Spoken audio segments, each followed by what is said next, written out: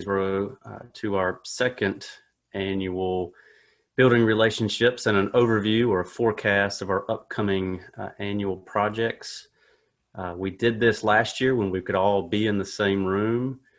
So while we're physically distant, we hope that this evening and from here on out, we can continue to build relationships and not be socially distant, so to speak. So thank you for participating in this. Thank you for joining us as we work to improve our inclusion efforts. And so thank you for joining us tonight to partner with us. Thank you also for those who have in the past continued to be our partner as we work through contracting opportunities and bidding opportunities.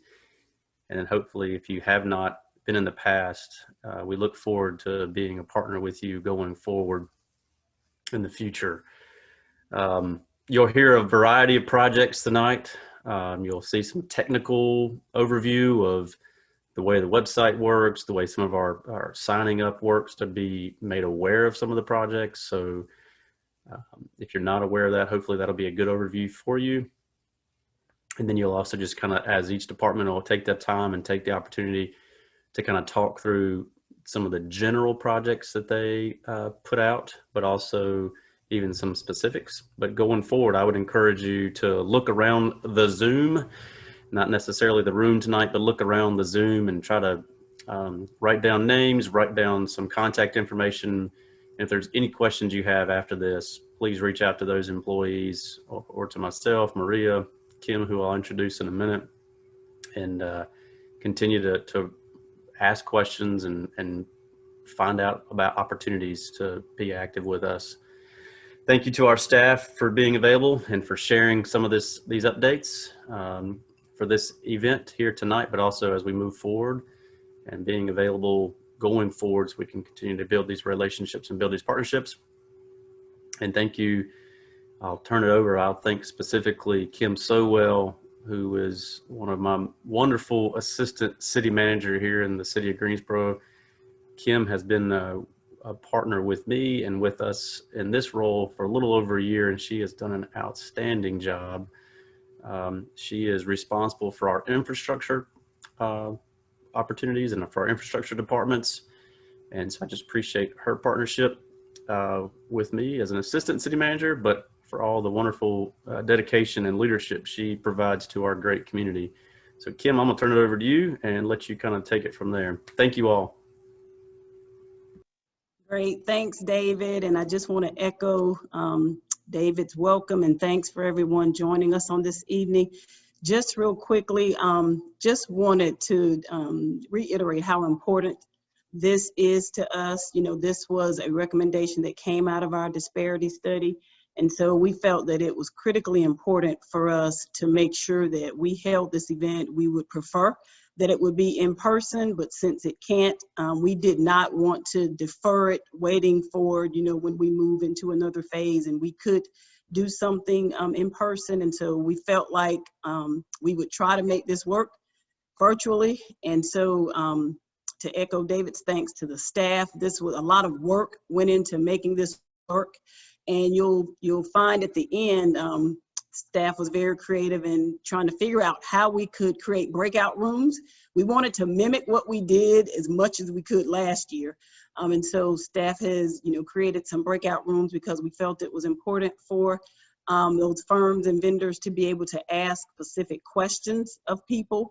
So we're hoping that that works. In the event that we have technical issues or you have to leave before we get to the end of the event, feel free to reach out to us even after this evening. You know, as David mentioned, take note of the names, the people that are presenting tonight, and feel free to reach out to any of us even beyond this evening if you have specific questions, okay?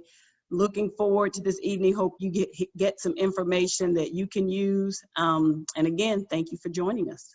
Maria?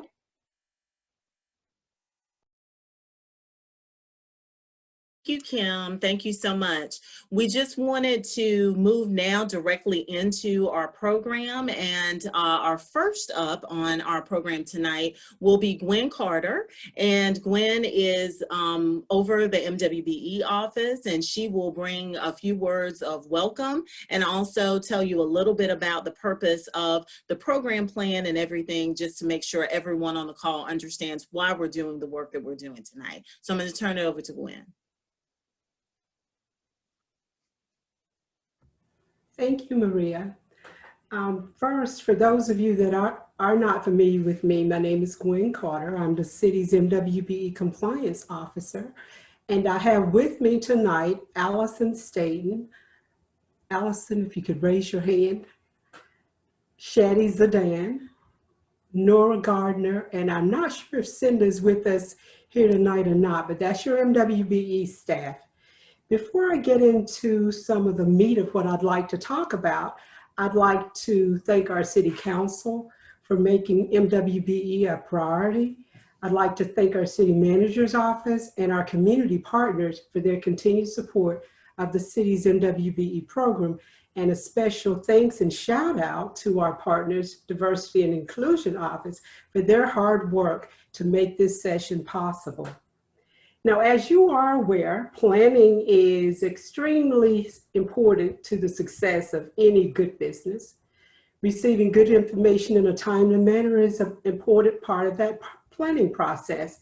Tonight, you're going to be provided with really good information about some of the city's upcoming projects. And I tell you, please don't take this information for granted. Don't just put it on your desk or put it in the cab of your truck or put it on a shelf. Instead, put it with your other resources that you're going to be using in the upcoming year, because we want you to be successful too. So to be successful, the MWBE office has come up with some action items. For city staff, some of those action items are: review the project list carefully to identify best practices, because we always want to maximize MWBE participation on our projects. Review specifications. We want to make sure that there are no potential barriers to MWBE participation. So just take a second look. Sometimes what we don't recognize, that there may be barriers that we just don't intend for them to be barriers, but we want to take a look at them to make sure that they are not. Even if we're well-intentioned, sometimes there may be. So take a second look. Identify and contact MWBE firms that may be capable of working on specific projects to discuss those opportunities with them. Conduct debriefing on sessions with unsuccessful MWBEs. You want to follow up, talk to them, tell them how they can be successful working on City of Greensboro projects in the future. Encourage teaming arrangements. You know our prime contractors, talk to them about working with city MWBEs.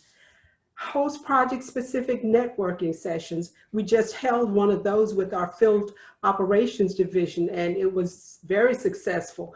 We're trying to get some MWBEs on some bridge networking projects. We traditionally would not look at those projects, but field operations contacted me and said, hey, we want participation. So we took a second look, identified some opportunities, and then we had a session where we talked to MWBEs about how they could actually work and be successful on a City of Greensboro bridge project.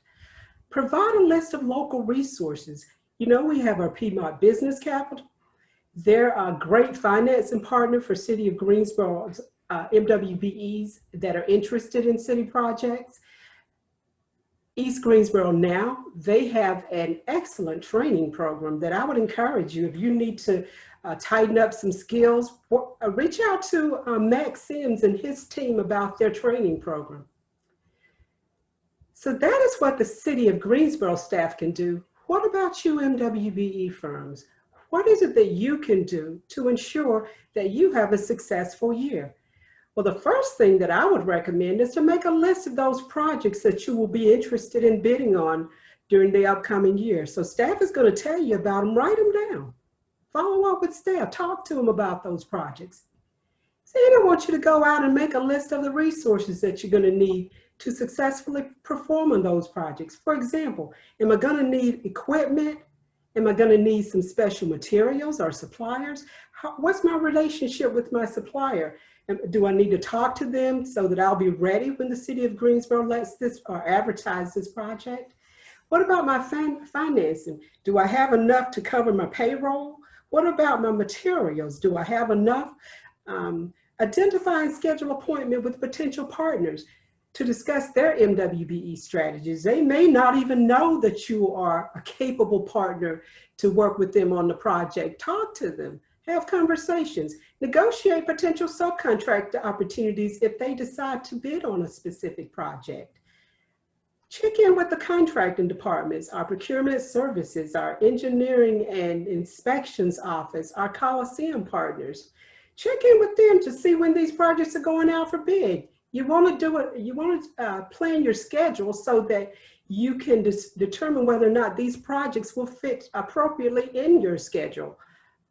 Ask for additional information or clarification on any of these projects that you may have questions. Get this information early on so you can be prepared, when these projects are advertised.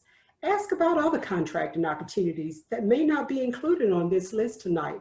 Talk to them, ask them, so what else do you have available within the next couple of months that you think I may be interested in? Talk to them about your special skill sets. Make them aware about those projects that you may be interested in. Now for our community partners, what I'd like to say to you is continue to advocate for MWBEs in your day-to-day conversations with the private sector. You can be so instrumental and influential about how our private sector partners decide to contract with us. Thank you.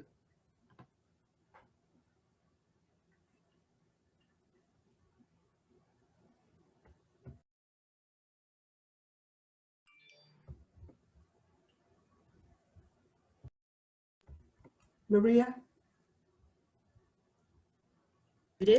So we're going to move into our presentation now. I'm multitasking, so one moment, I'm going to pull the PowerPoint up.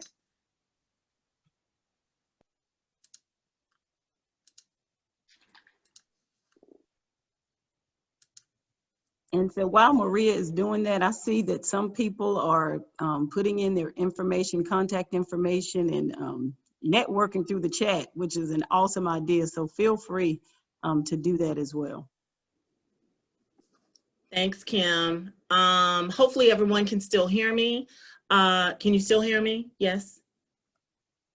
Yes, okay, I see nods. So basically the first part that I wanted to walk everyone through was, again, just a similar overview as we did in the past, making sure everyone knows exactly how to locate all of our projects. And the process to locate active city projects, basically as this shows, you would go directly to bid on.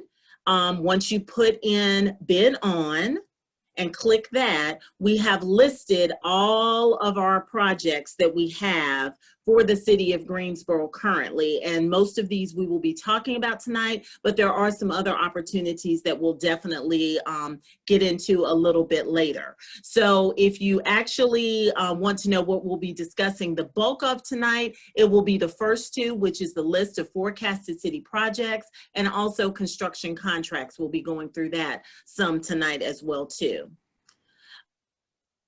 This is another page that the Engineering and Inspections Department will be going over at a very high level. This shows the breakdown of our active construction projects for those of you all who are interested in those construction projects. And I know our engineering department will be talking about some of those. This will be how the actual list is showing out there. And you can see it's listed by the contract number, the project, and the advertisement date. So all of that information is out there for you. And the other particular piece of information that we wanted to show you again is a look at the forecasted construction projects. This is another piece of information that's out there. Again, as Gwen said, if you have any questions about anything ever, just please make sure you refer to the contract number, which is listed there. And then it also gives the actual department in which this particular bid opportunity will be listed under. So it gives quite a bit of information there. So if you have any questions, which we're also going to go into a little bit later, most of the projects have the project manager, and you should be able to contact them for additional questions. So without further ado, I'm going to turn it over to Kenny so we can start our departmental share, and he will go into engineering and inspections and talk about these lists and some of the projects that we just saw a sneak peek of a few moments ago. Kenny? Thank you, Maria. Can everybody hear me? So as Maria pointed out, engineering inspections, we maintain a list of upcoming bid opportunities. And basically, if you go to the city's website and go to the I Want To banner headline, you can just go, I want to bid on, and then go down as Maria flipped through these slides and showed, and I want to bid on construction projects. And what will come up is the one screen she showed will show the actual projects that we have on the, what we call on the street, out for bid now, with the advertisement dates, a copy of the advertisement so that you know who to contact to get plans and specifications. But also at the top of that page, we have a 12-month rolling look ahead list of both what we call engineering and facilities contracts. So on the slide we have now, just for those who don't know, and again, I'm Kenny McDowell. I'm the director of the Engineering and Inspections Department. And we serve as an in-house resource to assist other departments execute their projects. Water resources, transportation, parks and rec, sometimes the Coliseum, but we're kind of like a catch-all to help with the bidding process, procuring engineering services, things of that nature. And we break down our work primarily into two different types. One is what you would call your classic civil engineering, which is horizontal or linear infrastructure. That's like streets, roads, water and sewer lines. And then secondly, we would call it facilities. That's more your vertical construction. That's the building of parking decks, the repair of city facilities, roofing, things like that. And I'm joined on the call by two very capable individuals who lead those divisions for the city. Jason Geary is the city engineer, and he's over the civil, basically the street, sidewalk, water sewer line type construction. And then Butch Shoemate, who's over all the vertical construction and maintenance of the city facilities. Those guys will also be available with myself in the breakout room for when you have questions. So that's kind of an overview of who we are and what we do. And I have a few more slides where I'll go into basically how this works. So as I mentioned, we maintain a 12-month forecast of contracts that we manage for basically other departments and a few for ourselves. We administer the bidding process. We partner with the MWB office, legal, and others to make sure that we, advertise bids correctly, make sure that everyone's aware of what the requirements are, what the MWB goals are and expectations are, how the work's broken down. But we basically are the intake from the public side for all that effort. We also advise and assist other departments with the design and construction of anything in their project portfolio. So a department that needs engineering design services or surveying services, they'll typically contact us and say, hey, we need something surveyed. Can you help us find somebody to do it? Later on in the presentation, these individual client departments of ours, operating departments of the city, they'll present specific projects. So I'm going to stay pretty general just on the type of projects that's going to show up in this 12-month forecast of work. So I'll go over what those typical subcontracting opportunities are in those projects. So next slide, please.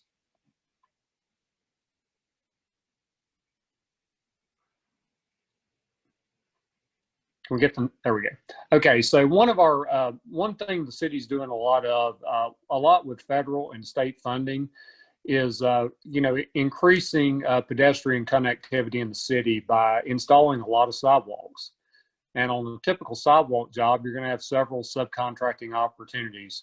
There's going to be the concrete work, actually the pouring of the sidewalks, things like that. But you often have to take out trees. You have to adjust pavement markings. You might have to build a retaining wall. There may be some erosion control. Almost certainly there will be. There could be some traffic control. There could be some drainage impacts. So sidewalk has a lot of subcontracting opportunity that the general can reach out and look to get people on board to help foster moving the program forward. The next slide is going to talk about roadway construction, which is very similar to sidewalk subcontracting. In addition to the items that you have in the sidewalks, you're going to have your more heavy milling and paving operations. So next slide, please. So there we go. So on the basically, once you get through the roadway parts, we also administer what we call standard line work contracts for the water and sewer department, water resources. I was in that department for quite a long time. So water, sewers, stormwater, water resources, all the same kind of stuff. But on those, you're going to have more, probably more erosion control, probably more tree removal, more landscaping impacts, because sometimes those lines don't run linear to the streets. They might be in people's backyards, but you're still going to have your typical tie-ins into the street. You're going to have hauling. You're going to have concrete structures, things of that nature. So there's generally quite a bit of opportunity for major prime contractors that are really interested in buying the pipe and putting it in the ground to sub out other opportunities. On the next slide, we're going to transition more to the vertical construction side. And as I mentioned, in the engineering and inspections department, we really don't carry the funding for vertical construction. Like if you're going to build a new fire station or you're going to build a new library, a couple of things that are actually going on now. We help those, the library department, we help the fire department get those services and get the contract bid. But those are going to be more of a standard Division 16 vertical construction project. And in those divisions, a typical vertical construction contractor, someone like a Samet, someone like a Frank Bloom, some people like that, they're gonna have a lot of subcontracting opportunities. And it's typically broken down in the specifications by the standard divisions that most of you are probably familiar with. You know, you've got your site work, you've got your erosion control, concrete, masonry, structural steel, handrails, things like that. So again, when those projects come out, I encourage you to reach out as soon as you see them advertised to find out who our plan holders are on those projects, so that you can get your information out there so that when a project is procured by a prime contractor, they know that you're interested in potentially bidding some of those subcontracting opportunities. The next couple of slides just show the additional divisions of work in the standard 16 division spec: doors, cabinets, window treatments, sprinkler systems. Elevators are a big deal, and of course, HVAC, plumbing, and electrical.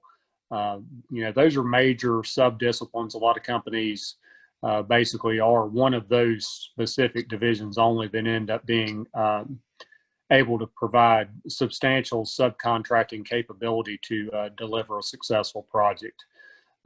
Again, I'd like to add just thank you for your interest in working with the city. Thank you for submitting subcontracting proposals to prime contractors that reach out to you, and for participating in the program and trying to move the city forward. And that's all I have. I'll be available in the breakout room for questions.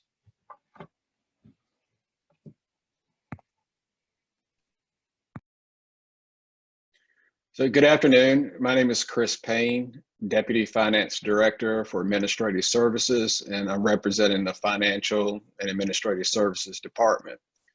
The department consists of two divisions. The Financial Services Division includes accounting, financial reporting, collections, payroll, treasury management, and the Administrative Services Division includes equipment services and procurement services. Equipment Services Division owns, repairs, and maintains over 1,800 fleet vehicles and off-road equipment. The division also manages the city's fuel operations.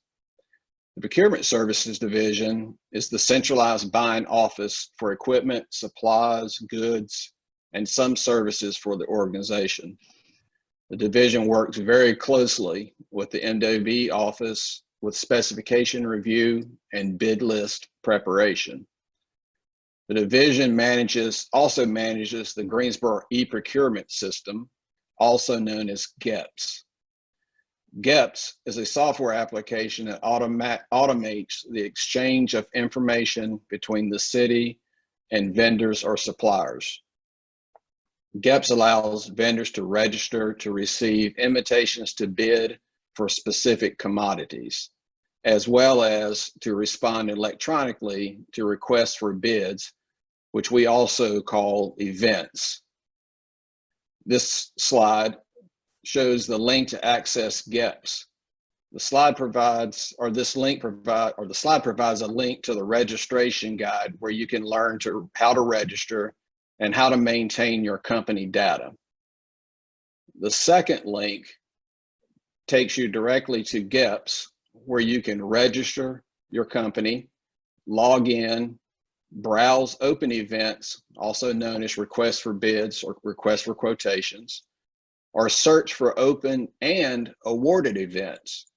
The awarded events category can be instrumental in giving you a competitive advantage if you go in and look at the bids that have been, or the RFP or the event that was created at a prior time. You can also view closed bids and respond or submit a bid for an open event. You must, as a reminder, you must log in or register prior to responding to an event. Next slide, please, Maria. So in addition to the events currently managed by the Procurement Services Division and posted in GEPS, the Financial Administrative Services Department recently or intends to issue requests for proposals for the services that you see on your screen now. From the financial services section of the department, you can see the RFPs that will be issued for services, beginning with debtor management and ending in that column with arbitrage, rebate, and calculations. Equipment services has 3 contracts, 2 of which are currently posted and available to be responded to. That includes tire recapping, oil and filter changes, and a soon-to-be issued uniform rental contract. I look forward to meeting those of you interested in the internal services room at the end of the presentation. Thank you very much.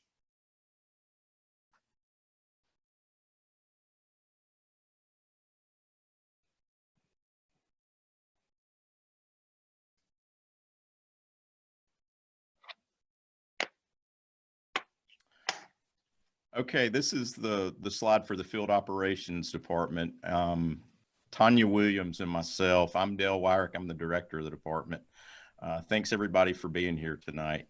I'm going to turn it over to Tanya in just a minute to talk about the specific projects that we're going to be involved with for the next year. But before I did that, I wanted to give everyone just a brief overview of what the Field Operations Department is responsible for in the city. Our staff basically is responsible for repairing streets and sidewalks and bridges. Gwen talked about some outreach we did on some recent bridge projects. So asphalt and concrete repairs our staff is doing, and we also tend to let smaller contracts to help supplement our work. We also maintain stormwater systems such as ditches, streams, pipes, and catch basins. We've got a right-of-way maintenance division that does a lot of mowing on city parks and boulevards. That division is also responsible for landscaping maintenance on more than 100 city sites. We also do tree removal and maintenance on city property. Specifically when we have dangerous or dead trees, we go out to private contractors to help us get those down. And then internally, we also plant over 200 trees every year. We provide street sweeping, flushing, and litter collection on our city streets. And then we also have the solid waste collections division. That division collects household garbage, recycling, yard waste, and bulk trash. And I've actually been in the chat with Daryl Harris. I saw that he had a cart washing service. So we've been talking back and forth about some potential work that we can do together in the future. So the other thing that field operations does, we maintain and operate the city's White Street landfill and the city's transfer station out on Burnt Poplar Road. So we collect the trash, we take the trash to those facilities or the yard waste to those facilities, and then it's actually hauled to landfill down in Randolph County. And finally, we've got seasonal responsibilities as well. We're responsible for doing snow removal on city streets. We do leaf collection in the fall. And then if we have significant storms in Greensboro, we're sort of on point for the cleanup of storm debris. So we're very active in the community. We're always looking for ways to partner with others to help us deliver services better. So I look forward to seeing you all in the breakout rooms at the end of the session. And now I'll turn it over to Tanya to talk about our specific projects for the next year. Thanks, Dale. Hello, everyone. I'm Tanya Williams. I want to discuss the projects. Go back one more. Yes. Okay. In regards to our projects, Mowing in parks and boulevards, we have about 12 area contracts that will begin in March, mid-March usually. The bid process usually takes place in November and December. We also have the Mowing and landscape combination contracts. Very few of those, but those typically start in November, December. Both of these projects range between $4,000 to $30,000. And that's several contracts. As I stated, 12 area contracts for mowing parks and boulevards, and then a combination of mowing and landscaping contracts. Moving on to tree removal. This is an ongoing year-round service, and it ranges from $500 to maybe $20,000, and depends, of course, on the dimension of the trees and the number of trees and the type of equipment you have to use. So as I said, that's year-round. In regards to motor graders for snow removal, usually running between December through March. That bid process will begin in November, and that is typically about $50,000. Hauling and milling asphalt, we are not doing any hauling at this moment, but the milling asphalt portion of it is currently in the bid process and closes next Wednesday. So you still have an opportunity to put a bid in if that's something that you are familiar with. In regards to the trip hazard removal project, it actually expires in November, so we'll be looking to possibly go through a bid process in January. And that will be about approximately $60,000 that we're anticipating. Pothole patching, that process usually begins November, December as well. Pavement study, we're actually going to postpone the pavement study until next fiscal year, but still within the next 6 to 8 months, something should be out in regards to the contract bid process for that. Bridge repair and rehabilitation, that is, you'll have to stay tuned for those updates. We are in the process of getting those things out, but typically near June. So be on the lookout for those upcoming projects. Some of the newer things that we're doing is equipment rental. We've been doing it, but we're going out for contract a little more than we've had to do in the past. And some of that equipment is mini excavators, skid steers, crack sealing machines, and track loaders and things of that nature. Engineering consultant services, usually in regards to regulatory compliance requirements. that we use for landfill and transfer station, as well as help facilitate solid waste management projects like closures and things of that nature. We also have the landfill site maintenance, which usually deals with grading, excavation, using mortar graders, as well as bulldozers. That project is usually about $850,000. That will be coming up fairly soon for in the bid process. So a lot of our projects are taking place between November and December in regards to them being part of the bid process. The landfill seating as well, it's about $30,000 estimated, as well as the landfill air quality, which we usually use a consultant services for that as well, but more specifically for landfill air compliance pieces. Other than that, all of our projects range between $4,000 to approximately $900,000. So be on the lookout for those. In the breakout session, I can provide you more specific detail about some of these contracts if you have questions.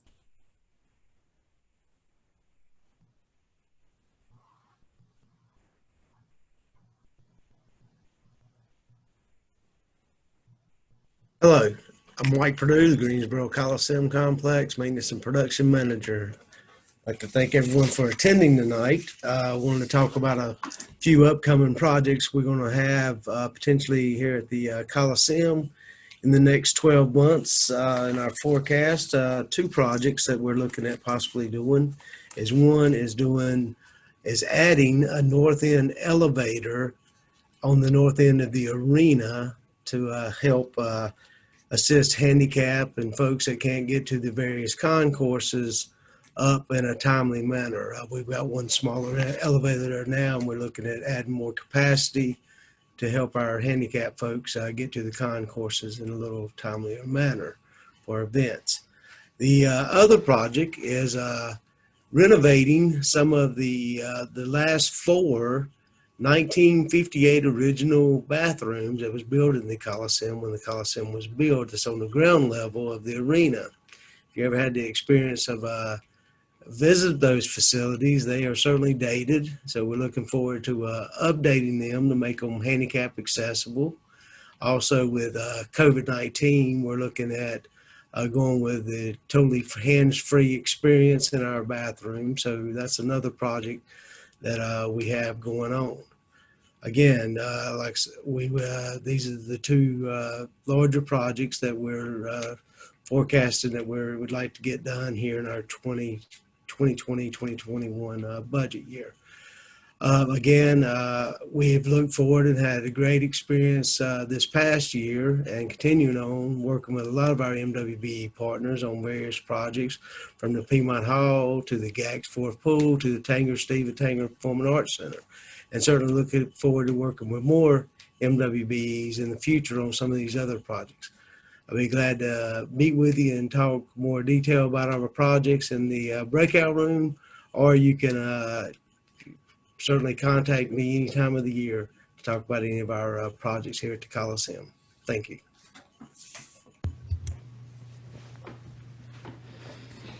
Hello, my name is Rodney Roberts. I'm the Deputy Chief Information Officer for the IT department. IT department primarily is an internal service, and inside those internal services, we have an enterprise software division that handles GIS application development and our ERP services.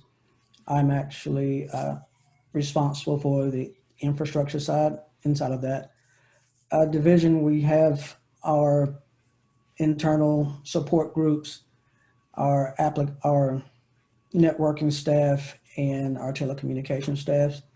I'm going to talk a little bit about the projects that we plan to take on in the rest of this year and into next year. With COVID-19 and the increased need to work remotely from our city staff, we're working towards moving a lot of our infrastructure into the Microsoft cloud, and some of those projects will be to start to move our data center into Microsoft's cloud and our Office 365 application. So we're probably going to need a lot of support for that, and we can talk more about that in the breakout session. Tied along with that will be some infrastructure and application upgrades to our virtual desktop infrastructure. We'll be looking at handling that this year as well. And we're constantly doing internal and external cabling projects along with security camera installations. Those are projects that we handle, I'd almost say constantly, whenever there's any building up fits required. That's something that we'll be taking care of. I'll be accompanied in the breakout room by Jane Nichols, our director, and Doug Hanks, our project manager, to go through any additional questions that you may have. And thanks. Hi, I'm Bridget Blanton, the director of the Department of Libraries and Museum, and I'm excited to be here with you all this evening and talk to you a little bit about our opportunities.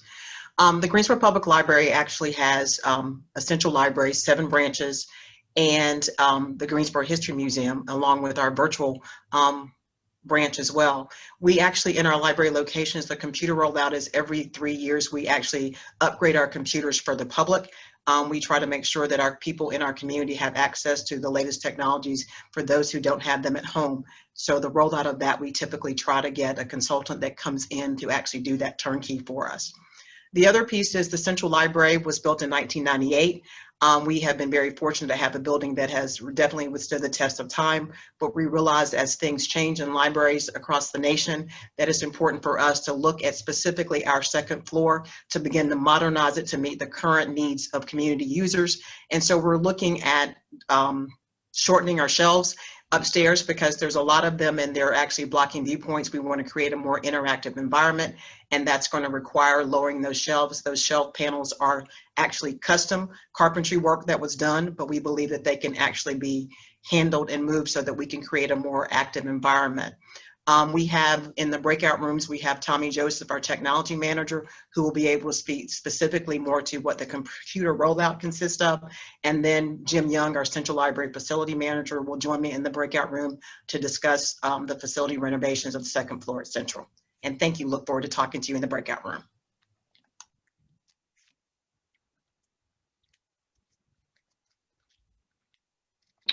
Good evening. I'm Shauna Tillery. I currently serve as the Planning and Project Development Manager for the Greensboro Parks and Recreation.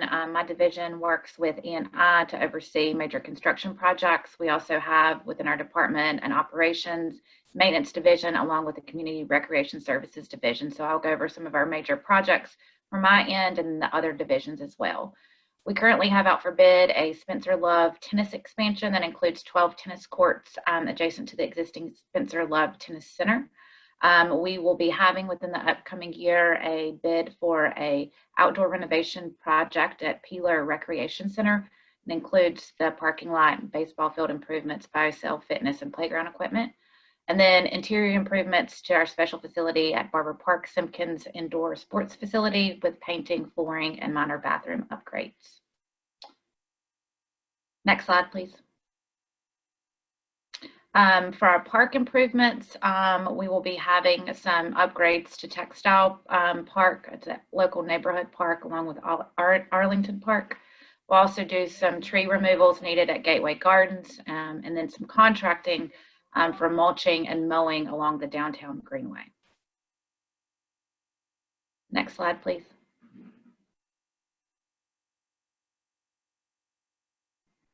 We'll also have a on-call request going out for tree pruning within all of our parks.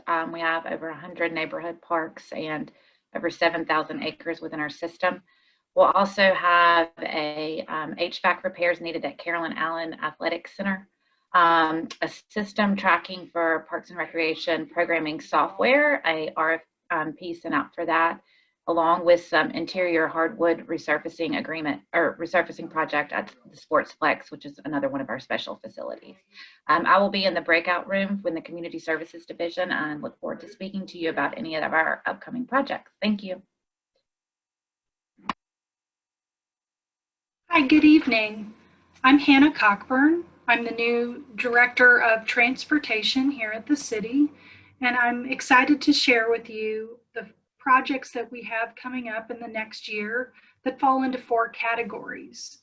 A quick reminder before I get into these details, many of our projects include federal transportation funding, so that does require our contractors to both be pre-qualified through NCDOT and to be registered if you qualify for their DBE program.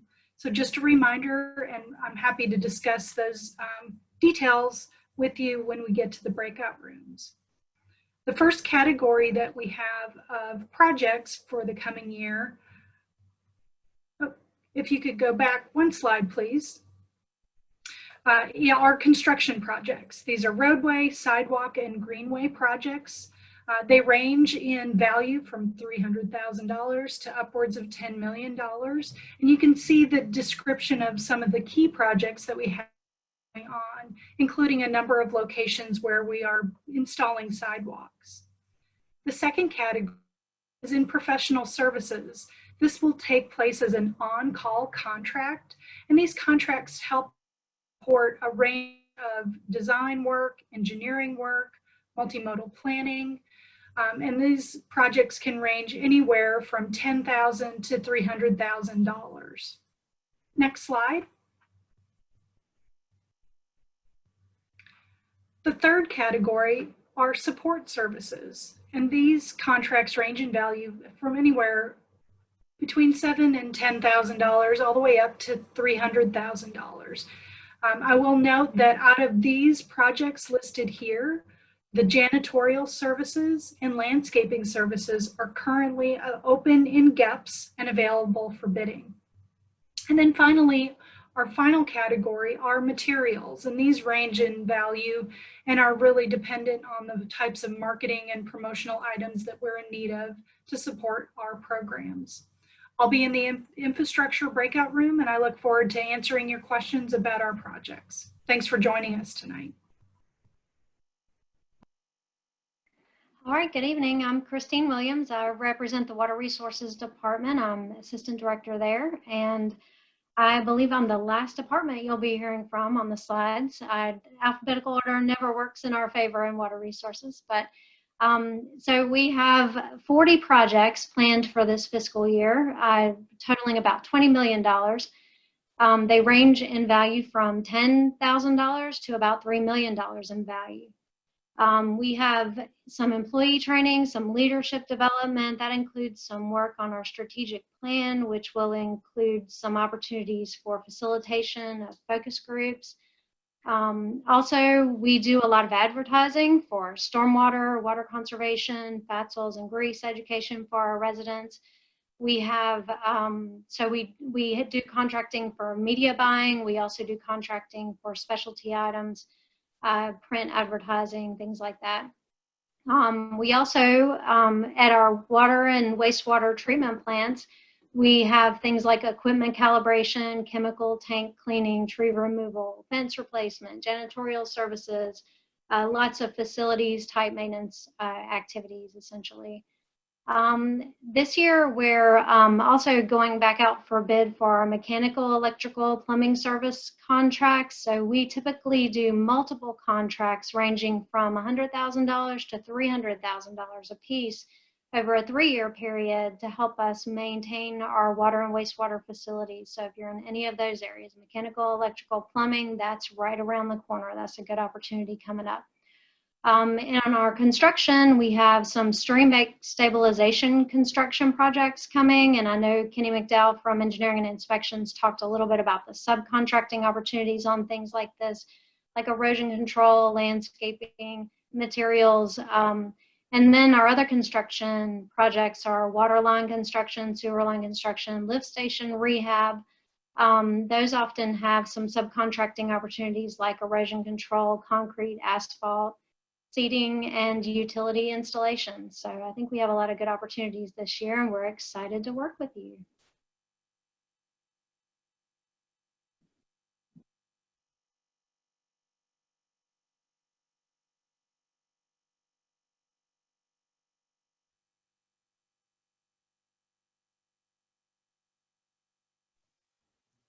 Hey, so Maria, while you're winding up, thanks so much. I think there was a question that came in that was put into the chat, and I think it was for procurement services, but it asked if bid opportunities were also put into the state's IPS system. So Chris, can you respond to that, please? Chris Payne. Yes, I responded on the chat or in the chat, but yes, we post all informal and formal bid opportunities, basically those that are $30,000 or greater in the IPS system. Thanks, Chris. Wonderful. And if you all could just give us one more minute, we're still trying to assign a few rooms.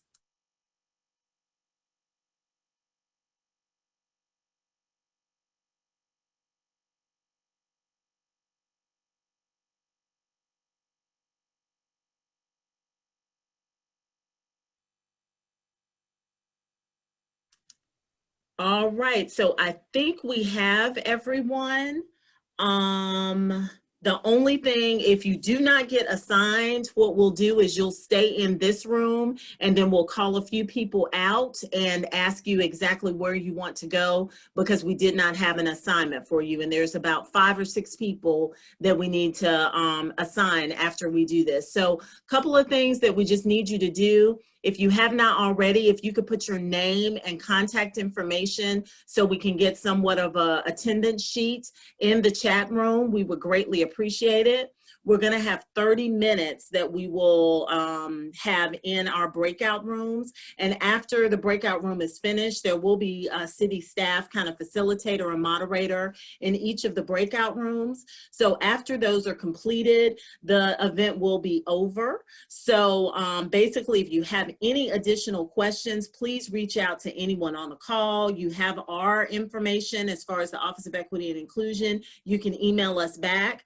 Hopefully you have clicked on the link and looked at all of the information that was sent to you on yesterday, but we will not be coming back into this room. I did want to make that clear. We will leave and part from the breakout rooms once those are complete. So please, if you have any questions, please feel free to individually ask, or you can actually go into the chat room and put those questions in the chat room for the various people that will be hosting those particular chat rooms. So we will have 3, and most of you all, like I said, did pre-select, and we've been frantically making sure everyone was where they needed to be. So if there is a change, if you could just put in the chat, and we will do our best to try to move you, but you only will be assigned to one particular breakout room for the 30 minutes. I did want to make that clear. So if you all have any questions, please feel free to use the chat, and we are about to go into our breakout rooms. Thank you all again so very much if we don't get a chance on behalf of the City of Greensboro for attending. Thank you.